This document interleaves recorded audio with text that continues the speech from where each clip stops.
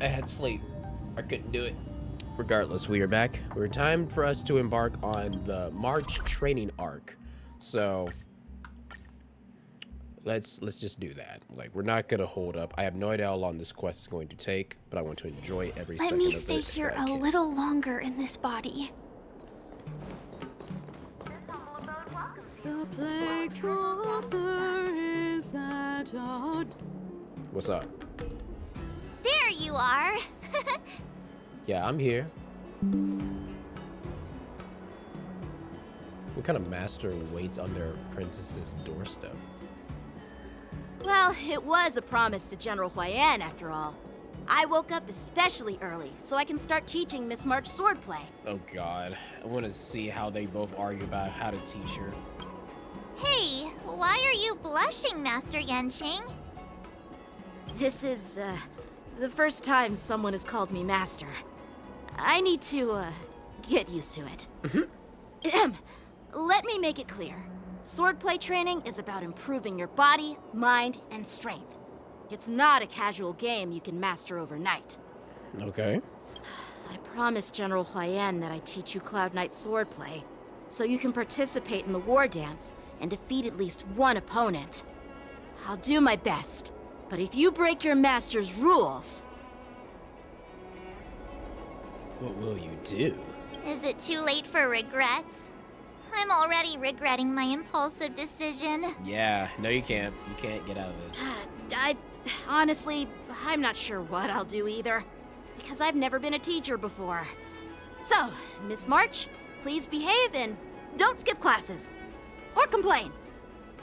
You need to toughen up and train her properly, Master Yanqing. Don't go easy on her. Our character is actually speaking a lot more now. I actually enjoyed this. You're so heartless. Good. I never claimed to have a heart. My soul is a Stellaron. By the way, where's Yun Li? I've found a quiet spot in the back garden of the Palace of Astrum for our first lesson together. Or 7 ways to you and Don Hone embarking on. I had a feeling we were gonna get a perspective change. Seriously? It's the first day, and you two are already late? Why is everyone on the Luofu so laid back? Oh my gosh, I do not So like disappointing. Master Yun Li, you're already here. Sorry for keeping you waiting. Oh, wait. Were you trying to teach her in secret? That's sneaky. I'm just showing you what Luofu etiquette is all about. She might be my apprentice, but it's customary for the master to personally escort their apprentice to the place of learning. As the host, I'll be teaching Miss March the essence of Luofu swordplay, after which she'll emerge victorious in the war dance ring. You won't be complaining about Luofu's swordplay then. Oh my god. Stand aside, rookie. Let me show you how we Zhu Ming sword masters treat their apprentices. Quickly, over here, Miss March. This is a reverse mentorship gift from me to you. I hope you put it to good use. What's this? Xianzhou clothing? It's so beautiful! Sword practice requires precise movements. This outfit is tailored to fit perfectly and allows for smooth movements. I even added some small accessories. I put a lot of thought into it. You're awesome, Master Yun Li! See? See? How can you compete with me? I'll teach March 7th the essence of Zhu Ming swordplay so she can win the contest with my sword skills. All you did was give her the outfit. Like, what is that teaching her, bro? Actually, I've prepared something too. Huh? You have a gift for me too, Master Yanqing? Since you want to learn swordplay, Miss March, you'll need suitable weapons. So, I went out of my way to prepare a pair of swords overnight. Unfortunately, I didn't have time to ask the craftsman to customize the swords for you, But I did my best to choose ones that look nice and are suitable for a beginner. I hope you like them, Miss March. Thank you, Master Yenching. Oh my god, this is so precious. Bet you didn't see that one coming, did you, Yun Li? Oh my gosh, you two. Oh my god, just get a room. The real competition is just getting started. I'm so lucky to have two great masters. But why does it feel like things are getting a bit weird? March, did you miss that they both have a murder boner for each other?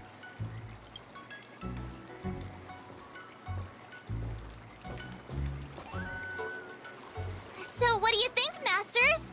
Does this outfit suit me? Absolutely. You are precious. I cannot wait to unlock you. Perfect.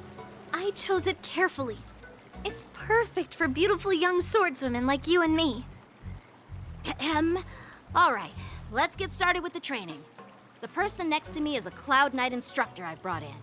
For your first lesson, try exchanging a couple of moves with him. Wait. We're having actual combat training for the first lesson? Isn't that a bit too intense? Nah, we full send it. Well, I heard you have some experience with archery and martial arts. The first thing we're going to do is see just how strong your fundamentals are. Come on, step forward and strike with the sword in the most natural way you can think of. It's important for us to grasp your natural movements so we can decide where to start and what you need to learn. Okay. If you're ready, let's begin. Okay.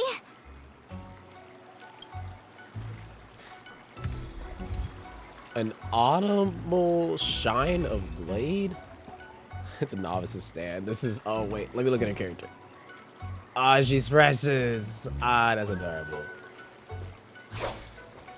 Yeah. Yeah.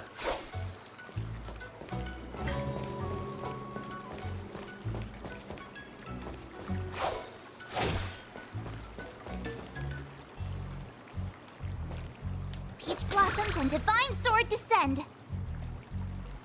Are you ready? Yes. Yeah, I'm ready. But please go easy on me. Yoroshiku onegaishimasu. Then I apologize in advance, Miss March.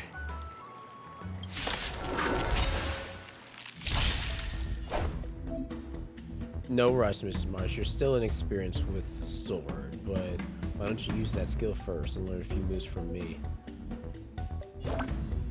Understood. Now, I'll ask Master Team Seems. Please have some tea. Pay close attention, Miss March. Shifu's attacks can Lawful accumulate. swordplay is all about being swift and agile in your movements. Accumulate charges to make her realize her powerful. The sword is like water. It cannot remain still. Strike with heart. Yes, you! Practice is over. Swords descend. Ignore him. Strength is everything. Oh my god. It's literally strength versus dex build.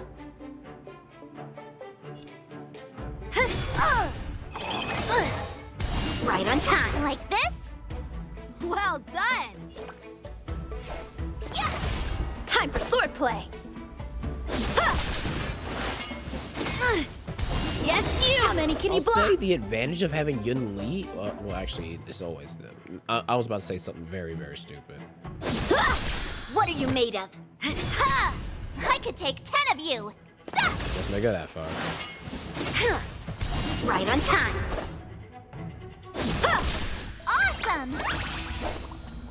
With a true heart, I'm starting to get the hang of it.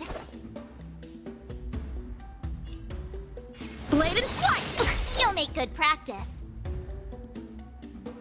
Yeah!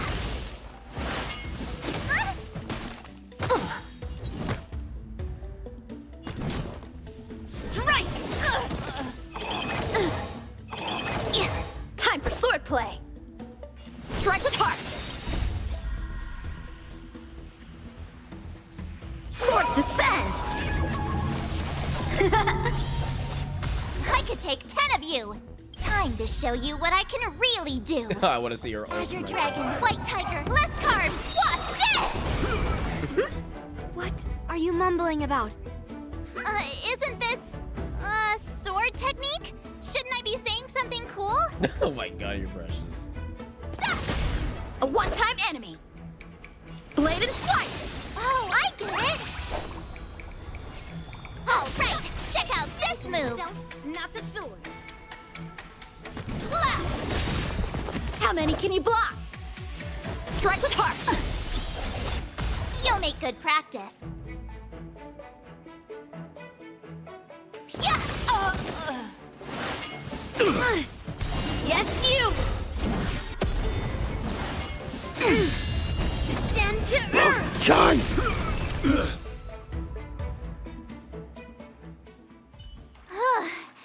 I didn't expect the first lesson to be so intense. Well, get used to it. Miss March has quick hands and a flexible body. She's a perfect fit for practicing Lawfu swordplay. However, she lacks strength, and her strikes were a bit unfocused. But don't worry, that's totally normal for beginners. Once she starts practicing Juming swordplay, she'll make heaps of progress. Given the situation, I believe Miss March should start by working on her footwork. Dex and strength. Seriously, do you actually know anything about swordplay, or what? I could ask you the same thing. Dual swords require agility. So what's more important than footwork? Footwork is important. If you're just swinging a sword around and don't have a solid foundation, what good is the strength if you don't know how to properly direct it? Instead of focusing on her strengths, we should address her weaknesses. The drawback of wielding two swords is not generating enough force. What good is being quick on your feet if you don't have strength? It's not like we're dancing here. Skilled sword masters know how to play to their strengths and work on their weaknesses. Start with what you're good at, then tackle your weaknesses. That's the right way to learn. I always thought the same thing. You're quite the theorist, huh? Theorist? You claim to be able to talk to swords. So what does that make you? A lunatic? Dear God, Yang-Ching. Hey, it's only my first lesson, and you're already arguing. Come on, calm down, masters.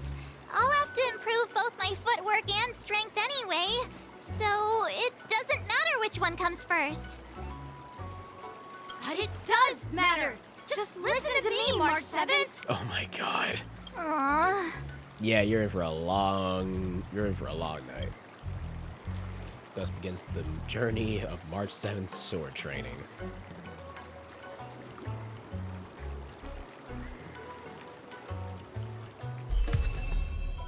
Yep, now her new form has been awoken.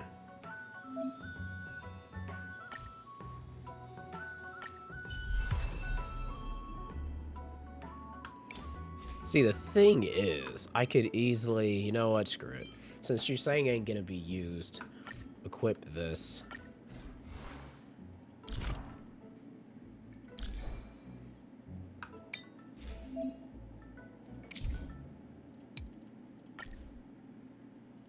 I forgot what set you want to throw on her, but for right now...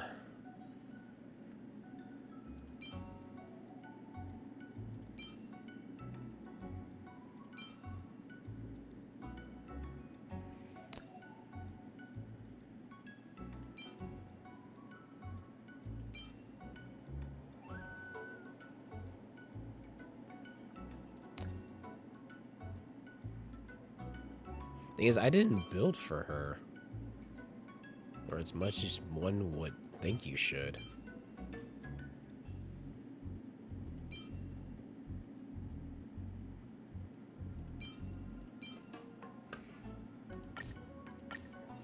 Put that on her.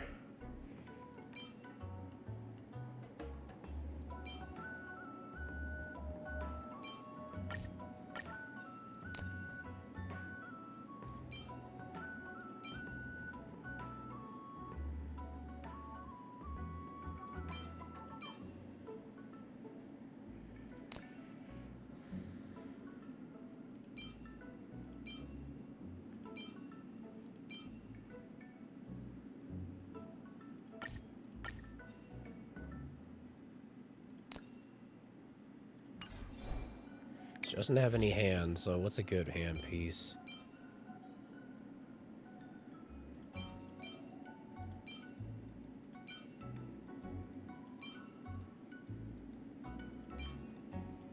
Screw it. Might as well take it from him. Now this, what would even be a good set?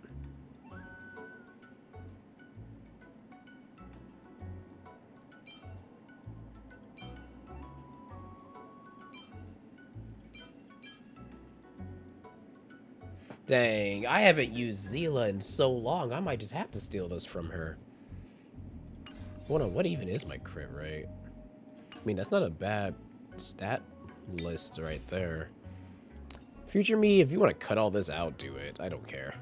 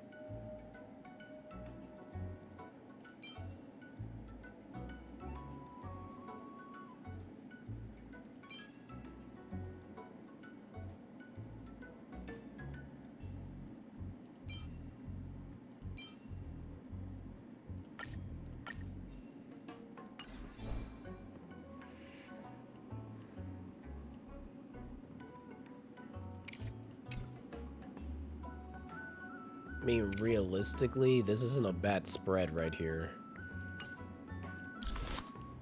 And this isn't even maxed out, which means it can get even higher.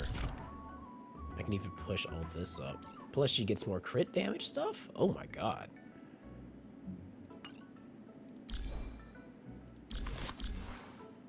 And she's not even maxed out, too. Not good. Wait, hold on. Wait, does she have speed boots on? This is attack. Do I seriously not have any decent speed boots for her?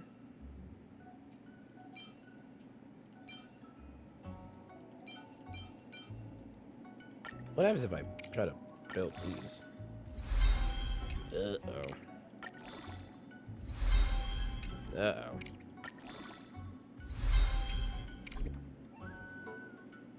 We're not even gonna worry about it. Just switch out.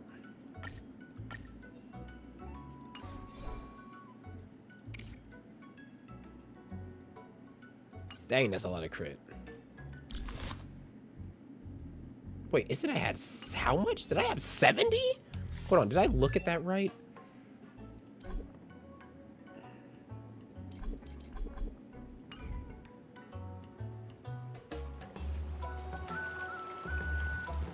Screw it, we'll deal with it later. At least put some relics on her. I can get her her Dear BIS. Himeko, Mr. Yang, and Pom Pom, we're all good here on the Xianzhou Lafu, so no need to worry. By the way, how's your trip going? That is absolutely precious. Look at this. Taking off face cam for a sec. Look at that.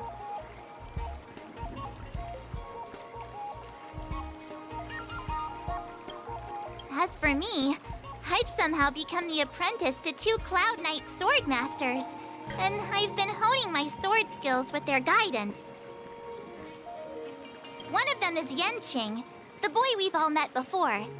The other is Yun Li, the granddaughter of General Hua Yan from the Xianzhou Juming. Both masters are super strict, giving me a real taste of how hard sword training can be. I tried to drag him into this, but he refused. Then I tried to rope Dan Heng in, but Master Yenqing wouldn't have it. I like how you try to drag me. I don't get a sword until I get like electric or wind. And it better Still, be a wind every I didn't let the difficulty get to me. In just a few weeks, My sword skills have improved a lot. Both my masters think I have unique talents in swordplay, and are literally fighting each other to teach me their skills. Thanks to their guidance, I've actually made some progress. When I get back to the Express, I'll definitely show off my skills and impress you all. Looking forward to your reply. Yours, March 7th. As wholesome. Days and night fly by in Delve.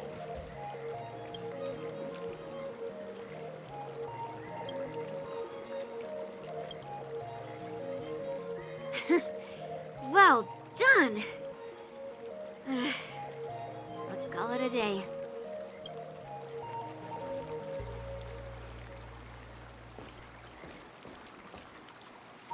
Miss March's sword skills are really coming along. She'll hold her own just fine in the war dance. You're... 2. Just you wait and see.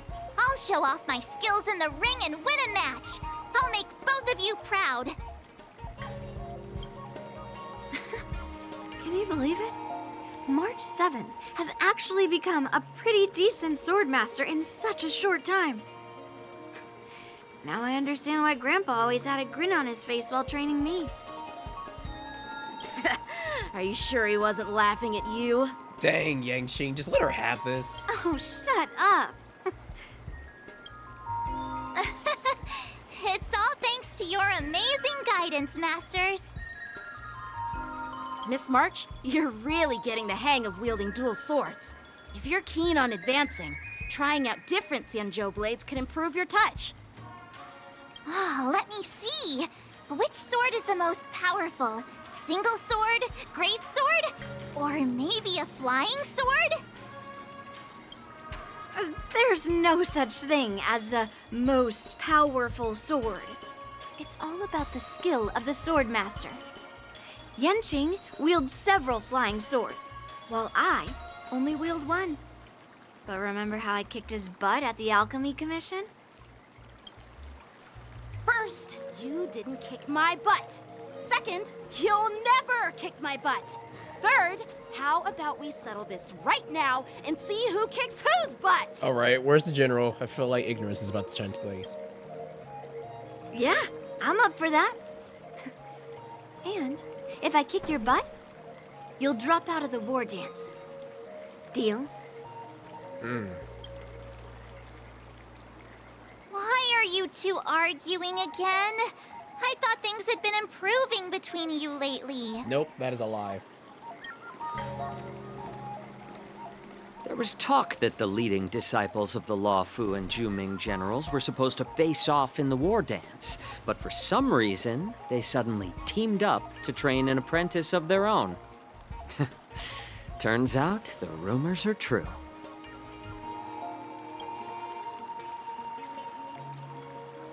They're like, who are you? Tomorrow is the big day of the war dance. Shouldn't you two be focusing on honing your skills instead of teaching swordplay here? I swear, his voice is going to annoy me. Because he sounds just like old boy. You're... Oh, that's right. You're the pink-haired fox from the Yaoqing.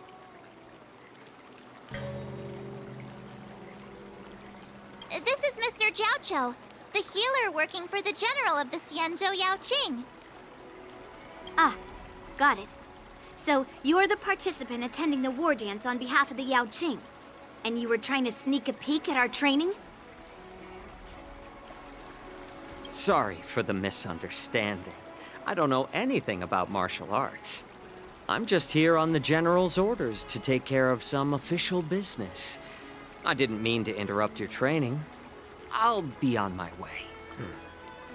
If you know nothing about martial arts, why were you smirking earlier? Well, my curiosity got the better of me, I suppose. When I heard Miss March's pondering about what to learn, I couldn't help but wander over.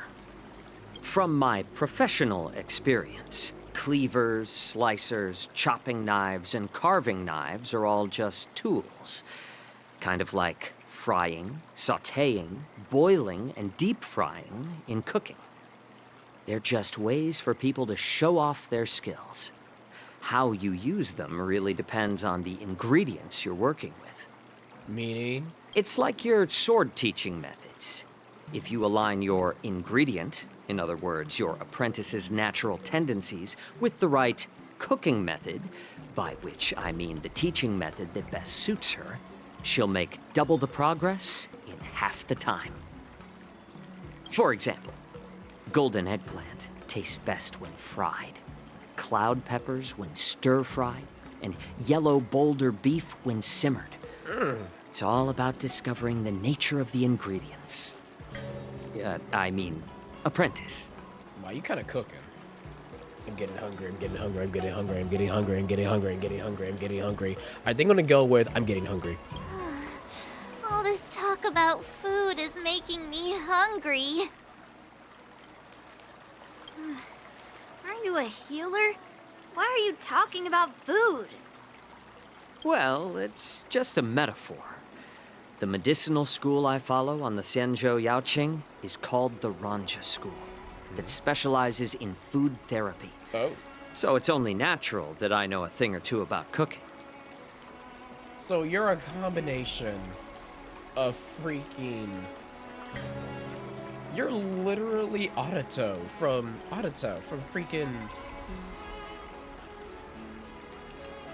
He's like the chick from freaking Food Wars who's Edna's assistant. I can't remember her name. So, you're the general's cook? I'm a healer. But anyway, a cook who isn't interested in health doesn't make for a good advisor. Fine. Call me a cook if you want. Seeing the way you're looking at me, it's obvious you think I'm just some feeble academic who likes to blabber on about martial arts. But, in reality, I know a thing or two about killing. After all, the art of healing inherently encompasses both life and death. Yo, that's based.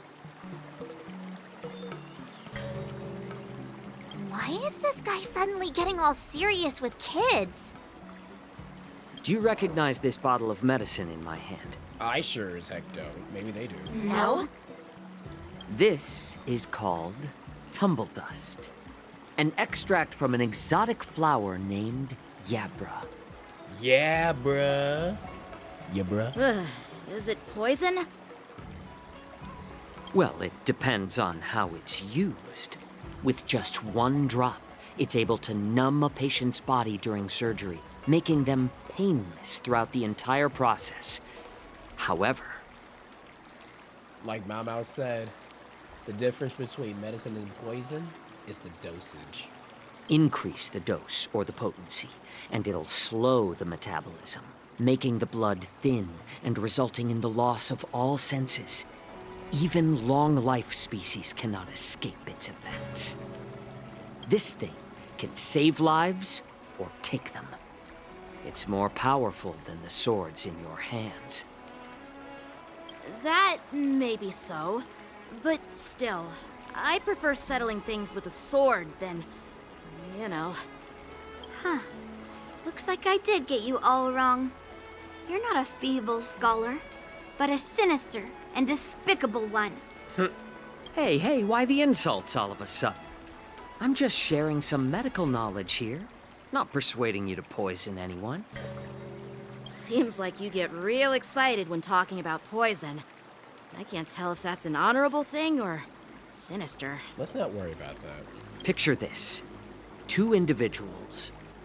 The one standing is full of malice. The other lying down is honorable and righteous. How can the one who's lying down label the one standing as sinister? In the throes of combat, where life and death hinge on a singular moment, every idea fades into nothingness. The only thing that matters is staying alive. Surviving the battlefield reshapes all notions of worth, be it integrity or treachery. In my eyes, their significance is negligible. Perhaps you've underestimated Yunli and me, Mr. Jiaoqiu. We may be young, but we've seen our fair share of war.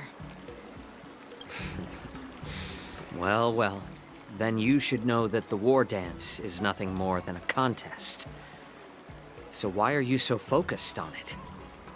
When I was appointed as the ringmaster for the war dance, I asked the general, we Cloud Knights are supposed to charge into the fray and slay enemies. Why do we have to swing swords in a ring just to please an audience? And this is how the general replied. To unsheath your sword in a ring is no different than on the battlefield, as your sword reveals the might of all Cloud Knights. The war dance is the perfect chance to showcase martial virtue and forge alliances from all over the cosmos. When we unsheath the sword without drawing blood, we not only display our might, but also the martial virtue of the Cloud Knights. That's quite an insightful statement, Yanqing. Well, my apologies for being so short-sighted. I've been on the Luofu for quite some time, but I haven't had the chance to see the ceremony venue for myself yet. Hearing you speak so highly of it has piqued my curiosity. Would you mind showing me around? You want to see the Sky Splitter ship where the war dance will be held? Let's go! I bet Yunli and Miss March haven't seen it either, right? Well then, I'll give you all a tour.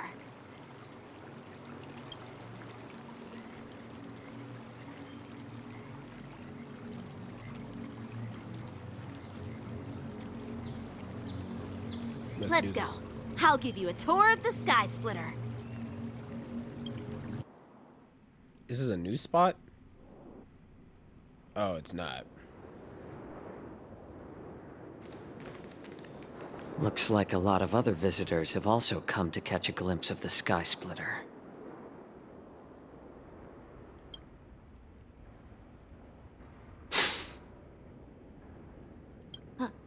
What's up, Mr. Jiaoqiu? No, it's nothing.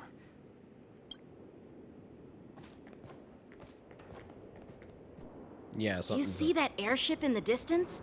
That's the Sky Splitter, the venue for the war dance ceremony. It doesn't look all that impressive from this distance. The Sky Splitter is actually a decommissioned Luofu military vessel. People aren't allowed on board until the war dance officially commences. I just like getting these shots. They're beautiful. Oh, look at Yun Li actually getting all excited. Tomorrow, when the bell rings and the ceremonial cannons roar, I'll be there representing the Cloud Knights of the Xianzhou Luofu, standing in the ring, ready to take on challengers from all over the cosmos. Since I was a kid, I've been training in swordplay and the art of war under the general. Every day, I'd swing my sword 10,000 times, and then thrust it 10,000 times, repeating the process over and over. I understand that I'm not like other kids. I never envied the toys and freedom they all had. I never found sword practice boring or hard.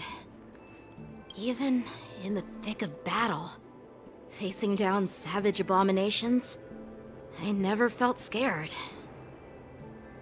Each day, I could feel myself getting stronger and stronger, and I racked up countless victories. It's the best feeling in the world. But then, I faced a really tough opponent, and just one slash shattered my confidence into 1,000 pieces. Jing Liu? That's when I felt true fear for the first time.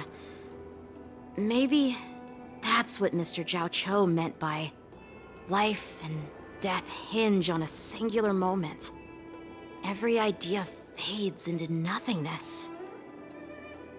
After that, I had to pick up the pieces and try to put myself back together. But no matter how hard I tried, I couldn't seem to find my old happy self again. I often ask myself, why do I wield my sword? If defeat is inevitable, why do I continue to fight? Is it to reclaim the joy of victory? To meet the General's expectations? Or to secure my honor among the Cloud Knights? While the General could teach me the art of swordplay, he couldn't teach me why I should keep on going. He said the reason must come from within myself. I've been struggling to find that reason. But after talking with you, Mr. Zhao Cho, I think I already have that reason in mind. As a member of the Cloud Knights and the General's apprentice, I've had a weight on my shoulders. And I know there's still more to shoulder. But when I wield my sword, it feels like I'm letting go of everything.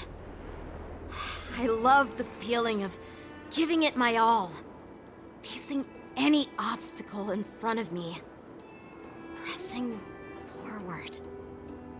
That's why I wield my sword. This man is like all of like 13 and getting philosophical with us. I don't know how I feel about this. Oh, Yanqing. So young, yet so grown up. By the way, how old are you exactly?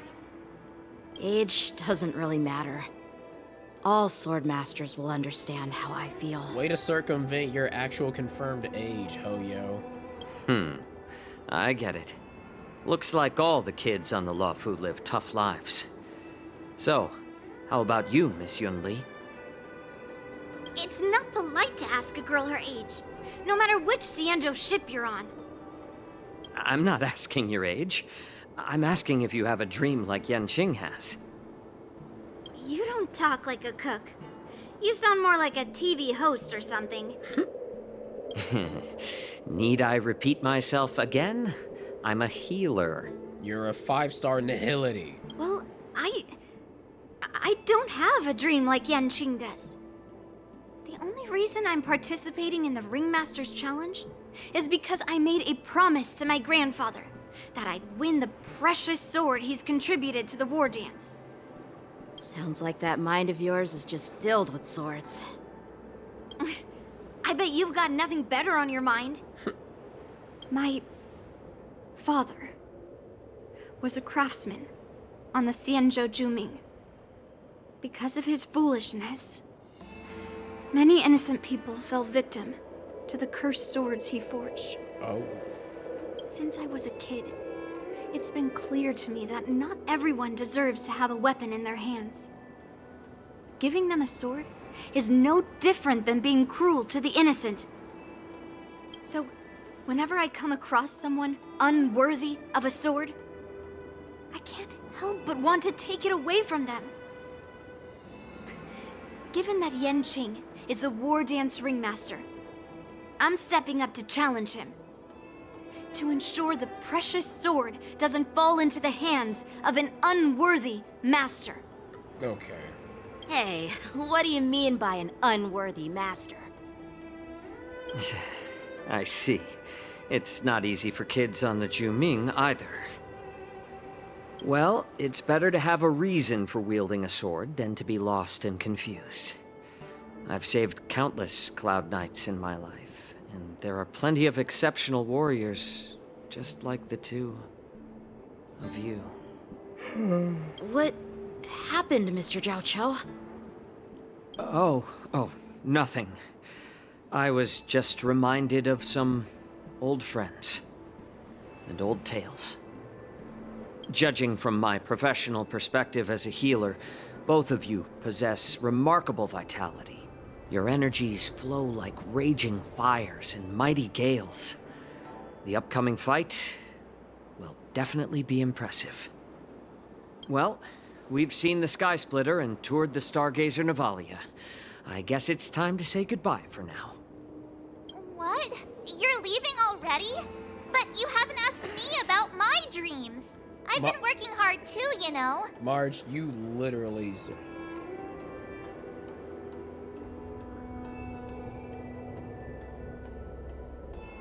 It's getting late, Miss March.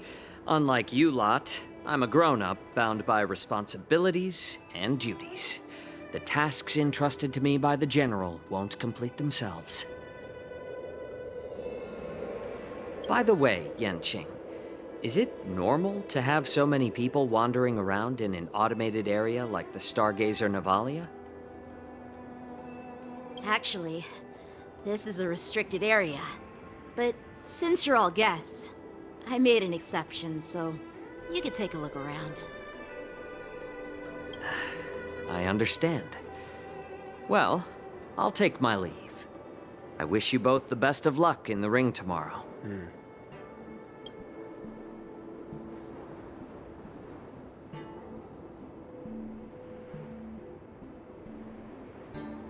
Seriously?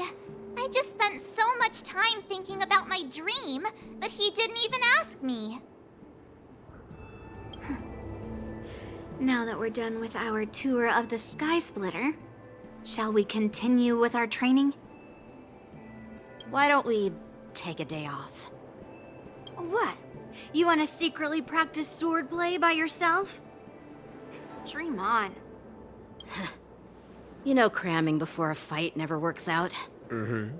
For some reason, seeing the Sky Splitter has boosted my confidence. So, I've decided to conserve my strength for tomorrow. All right. I'll take you out of the Stargazer Navalia.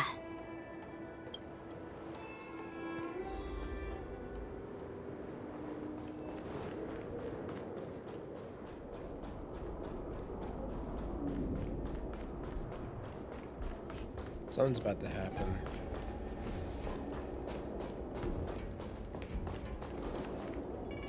Oh, just shut up, Red Fang! This is not a beast ship. I need some time to take care of things. Oh, y'all on some devious timing. All right. You willingly donned the skin of a lowly beast to join this mission, dedicating yourself to our glorious cause. And now you're telling me you can't handle it? Do you realize how many ships we need? I'm doing my best, all right? It takes time to figure all this out. When the guns go off tomorrow, all eyes will be on it. That'll be our only chance. How's that? Who's there?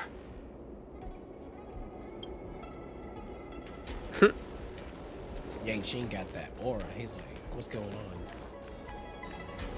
Who are you guys? An impromptu inspection. Why are there outsiders loitering in Stargazer Navalia? And a bunch of kids at that. Oh, God. Hey, kids, didn't your parents ever tell you to stay away from the Stargazer Navalia? I know it's an automated facility, but it doesn't mean you can just break in and do what you want. Who are you calling kids? First of all, I'm an adult. Second, I didn't just break in. Yeah, we flew here on a star skiff. Like, whoosh! Well, I'm not trying to tell you off, but this place is off limits to the public, you know? Big sis! Let's go! I want to play in Ever Hunt Planes!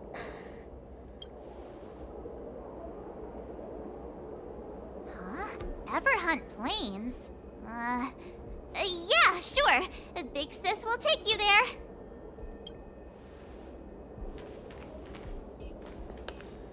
Shuha! You should have let me. Shh, the overhaul is done, and everything looks good. We should leave.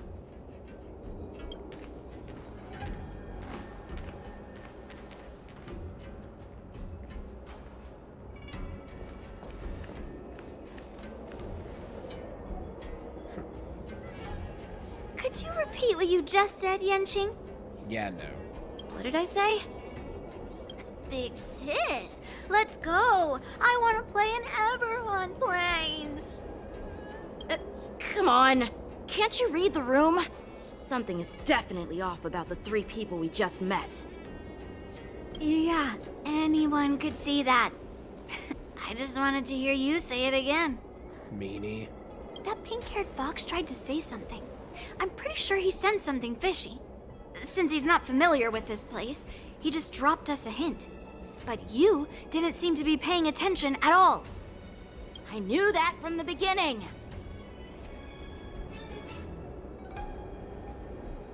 He didn't recognize you. That Cloud Knight didn't recognize Master Yanqing at all. That's really weird. What? Is he famous on the Lavu or something? Not even the Cloud Knights on the Juming, who all know my glorious name, might recognize my face. You have a point. A Cloud Knight, a member from the Skyfaring Commission, and a craftsman. They're from various departments, and the reason for the overhaul seems legit. But one of them blurted out some weird language just now. Did you hear that? I have a feeling that if we secretly tail them, we'll definitely catch these guys in the act. Follow my lead, and be careful not to blow our cover. Okay, bet. Dex, gotta go stealth.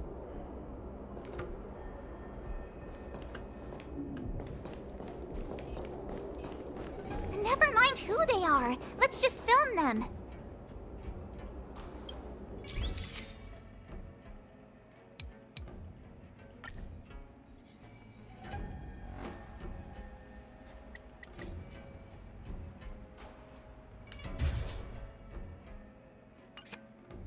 We should have just killed those lowly beasts. Oh. Those little brats won't take up much space. There are boxes all over this place. Just dump them into one and no one will notice. Cut the theatrics, Grulock. Even the slightest slip-up could interfere with Lord Moktok's plans. Lord Moktok? So where are we heading next? To check the freight skiffs. We've got a lot of preparations to do. Also, don't forget to take those crates with you. Weapons, supplies. We've got to be well prepared. Otherwise, we're screwed. So, are they smugglers? What exactly are they up to? I have no clue, but they seem to be moving those crates. I've got an idea. We can hide inside the crates and follow them.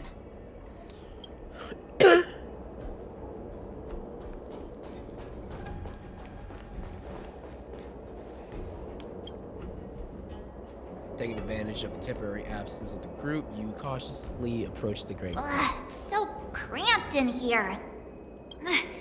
I can hardly breathe. Just hang in there.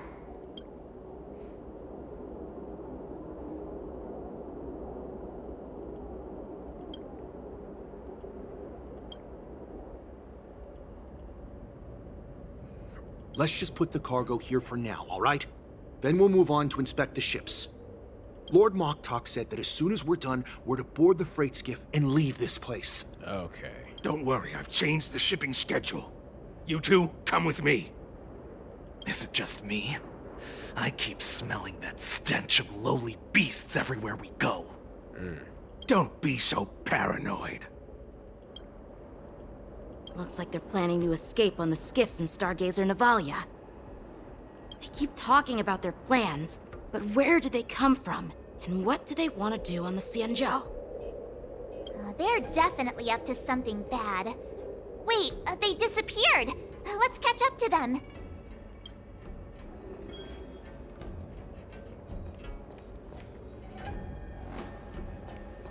Tread softly, breathe quietly, and make sure to keep an eye on them. Hide out of sight as soon as there's any sign of activity.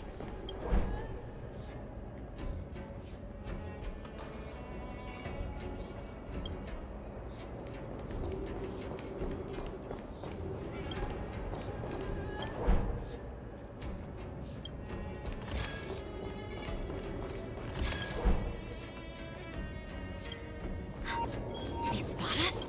Quickly, hide! Bro, keep walking. Oh my gosh.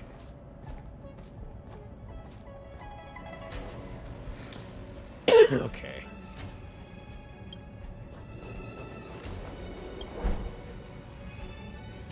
Don't be so paranoid. We're running out of time. Get over here! Shuhart, I'm coming!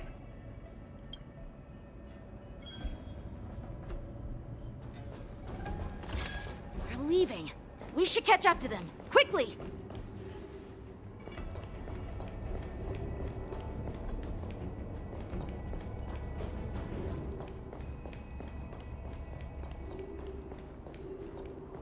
Watch out! They're on high alert!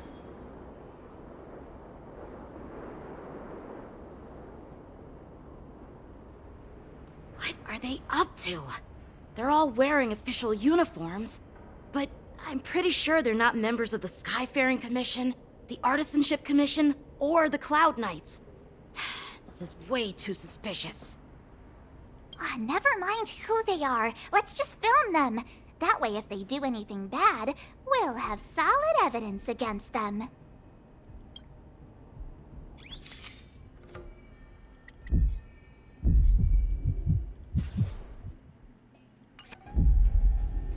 Look at this. A freight star skiff with enough room to fit at least 20 of my men. I'll let the others know and have them prepare more star skiffs. I'm trying to do an invasion. Once we're past the checkpoint, there will be beast ships waiting for us. Lord Moktok is ready. The revival of our ancient bloodline all hinges on this operation. What did he just say? Beast ships?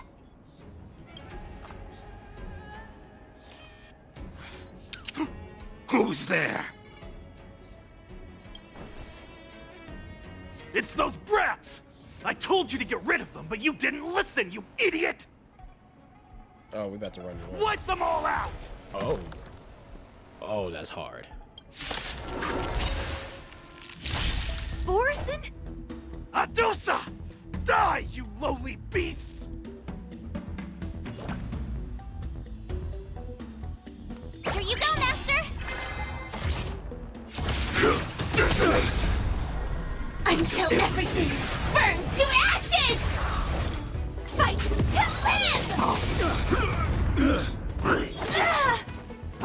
Stay away. All will be swept away by the wind. Set the seas ablaze!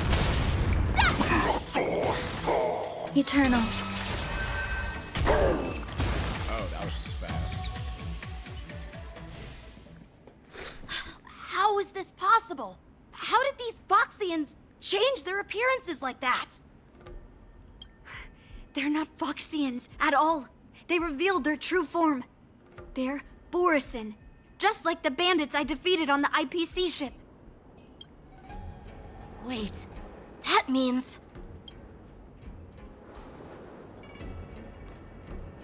They're on the Well, ship. how did the Borison manage to infiltrate the Cienjo? Somebody's It's working not with just a us. simple disguise of wearing our clothing and shaving their whiskers. They're somehow able to alter their appearance to be indistinguishable from Foxians. They even have official IDs for the Skyfaring Commission, the Artisanship Commission, and even the Cloud Knights? Let me check this fake Cloud Knight's tag. Maybe it'll give us some clues. Lujun, an officer of the Patrol Defense Squad? Wait! Uh-oh. What? What's the matter? I encountered a patrol officer named Lujun before. It was a few weeks ago, when we were transporting the Borison prisoners. If they can forge official identities and move around the Cienjo without raising suspicion... Oh no, this is bad. Even worse. If you find one cockroach on the Express, it usually means... There's more hiding. There are more Borison hiding on the Cienjo. I bet their plan is much bigger than just stealing information. We've got to report this to the Seat of Divine Foresight. Meanwhile, in the divine seat of foresight. Oh. What's up? My queen! Come here. Here. Oh, this is the questioning. My queen. I'll answer anything. Yes, I will marry you. I am glad to finally meet you in person, guests from the Astral Express. I'm Fei Xiao, the general of the Xianzhou Yao Cheng. And my future wife. God, you are pretty. Let me introduce our guest to you. The one dressed in green. He's the reincarnation of Imbibitor Lune, and the person behind him is the newest member of the crew. I've heard a lot about you. Oh, my reputation precedes me. Based. Outside the reports from the Law Fu, the Skyfaring Commission of the Yao Qing has also gathered plenty of information about both of you. I've been eager to meet you face to face for reasons that I'm sure General Jing Yuan has explained, right?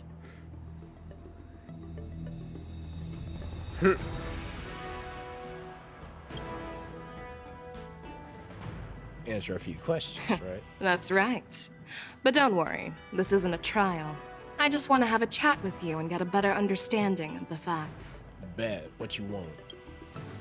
According to General Jing Yuan's report, the Ruin Legion is to blame for the Ambrosial Arbor crisis, and all Arbiter Generals should pay attention to the Ruin Author's movements.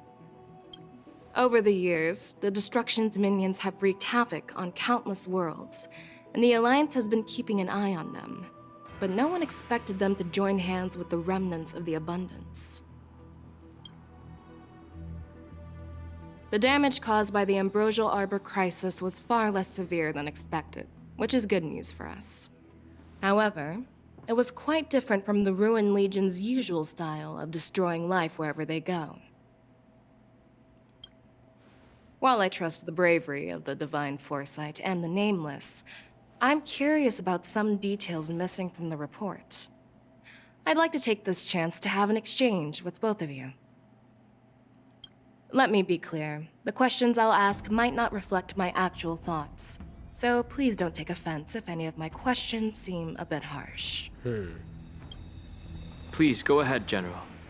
But keep in mind we can only answer based on what we know. And perhaps you already have the answers to your questions in your heart. You have a clever tongue. I like it.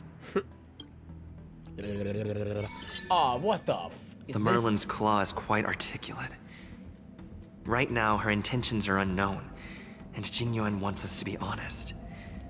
Maybe I'll just stick to the facts we know. Why would we lie to a general in the presence of other generals? Let's cut to the chase. Before the crisis struck, the Astral Express was guided here by a Stellaron hunter, a wanted felon, in an attempt to resolve the Stellaron crisis.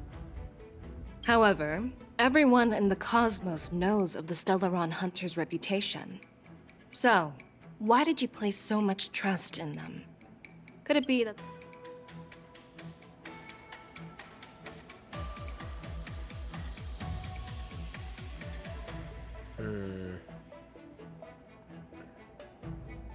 It was really the Stellaron. This is the most logical. Apart from the Lafu, there are many other worlds suffering from Stellaron corrosion. For example, Eurillo 6, the world that the Express stopped at before reaching the Lafu, was one of them. To the Express, Stellarons act as roadblocks on the Silver Rail and pose risks to the warping process. And that's why dealing with Stellaron issues is part of the duty of the Nameless. Ah, I've heard about those problems caused by Stellarons. The Express connects various worlds, so it makes sense for you to take care of this. The cosmos is a mess, and the Trailblazers are just doing their best to fix it. Okay. I understand. I'm scared. Let's move on to the next question. The reports suggest that Don Shu, the master of the Disciples of Sanctus Medicus, colluded with the Lord Ravager and used the power of the Stellaron to resurrect the Ambrosial Arbor. But here's the thing. Don Shu was just a chief alchemist. Even if she colluded with our enemies and summoned the Stellaron, How did she manage to bypass the Videodora guards around the Ambrosial Arbor?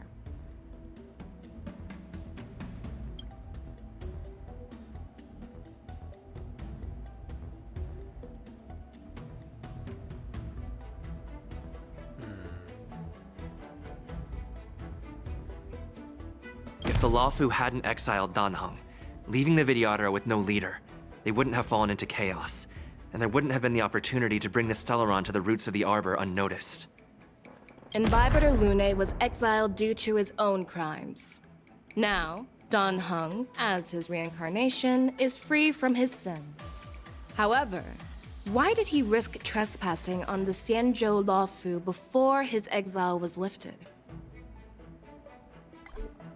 I was concerned about the safety of my companions, so I acted brazenly. I admit I was reckless at the time, but he returned despite everything. Now, let's consider the outcome. The Arbor was resurrected, and the Lawfu required a High Elder to repair the seal and suppress the plague mark.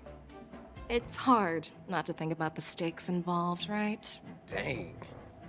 According to the report, Lord Ravager Fantilia is the mastermind behind the entire conspiracy.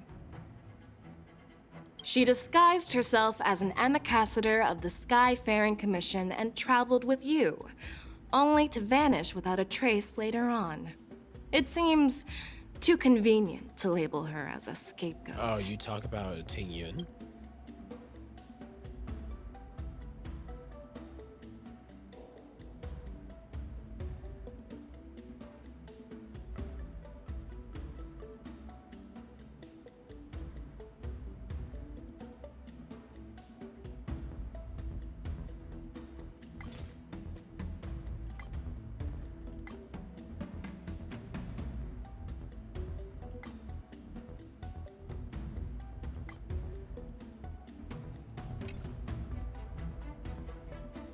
We were working with Diviner Fu, Okay. and she also witnessed Fantilia's true form.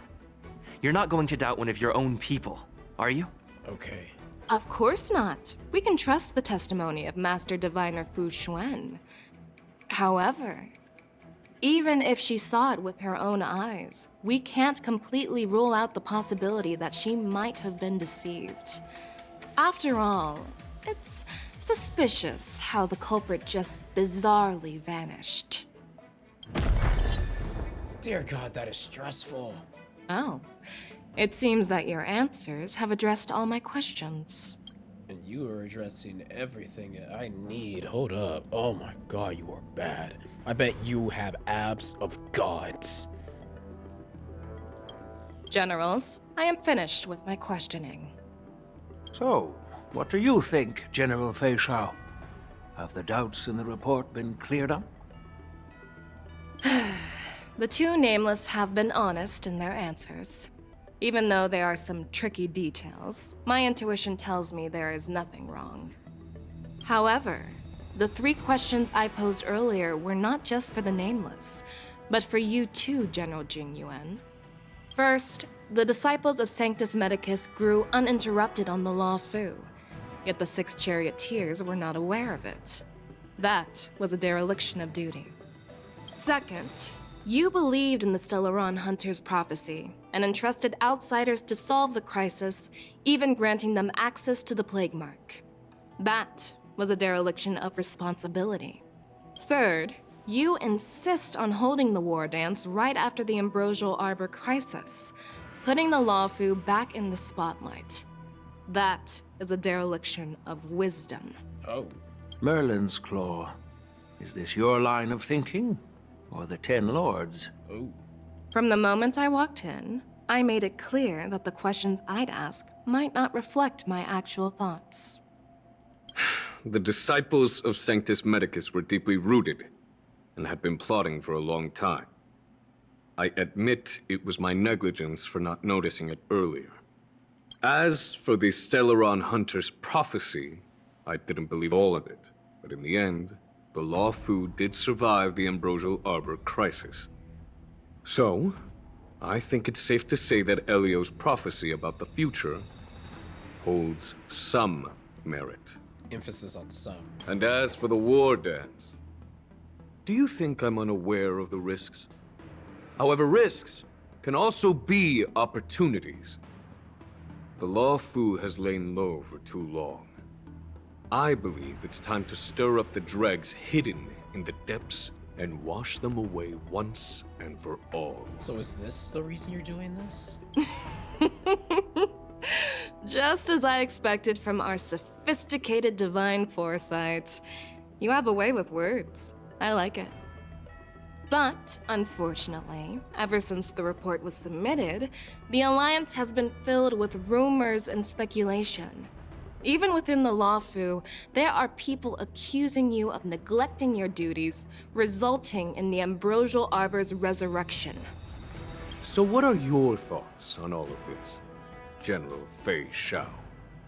As a fellow Arbiter General, I fully understand the difficulties of this position.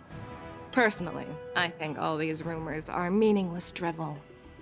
Across the sea of stars, the divine foresight knows better than anyone else what happened on the Law Fu and the meaning behind it. Just as what happened on the Xianzhou Yaoqing recently. Huh? You mean the Xianzhou Yaoqing is also... The scouts of the Verdant Knights have sent back reports that Borisin are making trouble again. The Borisin packs that were once divided and scattered have started swallowing each other up, forming larger and larger packs. Moreover, there's an entity named Mongus behind it all. Mongus? An entity? According to the report, this entity isn't actually a Borisin. It's a woman claiming to be the messenger of the Master of Immortality. She's described as having 12 faces and 12 pairs of fangs, as cruel as poison, and as elusive as quicksand. The Borisin believe she'll give them a chance to rise again. That's Ventilia. That's right. You're lucky that I'm the one who came this time. If it were the Patina Justice or the Seer Strategist, this conversation might not be so friendly. Yu Hu and Yao Guan. I've always had faith in my instincts, so I don't doubt your good intentions. But the Alliance has its fair share of questions and doubts about the Law Fu. So, my plan is to come up with an acceptable answer to satisfy the Alliance. What's in this plan, General Fei Shao? General Jing Yuan, you already know what has to be done. But since you don't want to be the bad guy, I'll take care of it for you. You need the final word from the Ten Lords Commission to quell any doubts. And for that, I'll have to ask the two Nameless to visit the Shackling Prison. Oh, yes. Location change. Are you imprisoning us? No, I'm not imprisoning you. While you're there, I'll ask a judge in the Ten Lords Commission's Interrogation Division to record a detailed testimony with the karmic mirror from both of you. We'll fill in the gaps that weren't covered in the report, and silence any protests within the Alliance. I'm okay with that. I object. All right, there's one of our references. Your willingness to help is truly heartwarming, youngsters. Then, as the Merlin's Claw requests... Oh, there's one more thing. This testimony is for silencing the voices of opposition within the Alliance, but I would like to urge General Jing Yuan to listen to the pleas of the Foxians on the Xianzhou Yaoqing. Why is that? So, you are here for Hule. Exactly. Hule is locked up in the Law Fu's Shackling Prison. Since he is the Broodlord of the Borisin, I want to transfer him onto the Xianzhou Yaoqing and imprison him there. The recent movements of the Borisin suggest they're planning something big, so we must act preemptively. It makes sense to have the Foxians keep an eye on their arch-nemesis. Since you trust my judgment, I'll repay that trust. What do you think about all this, General Huayan?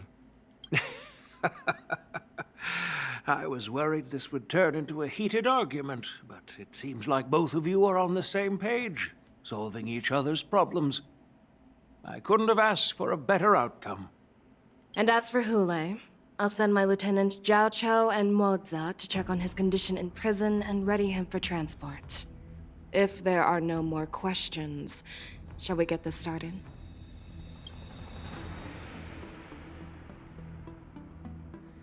Alright, I'm gonna end it here, because right now we're about to head to the Shackling prison, and that's gonna be a whole other episode and a whole other video for that.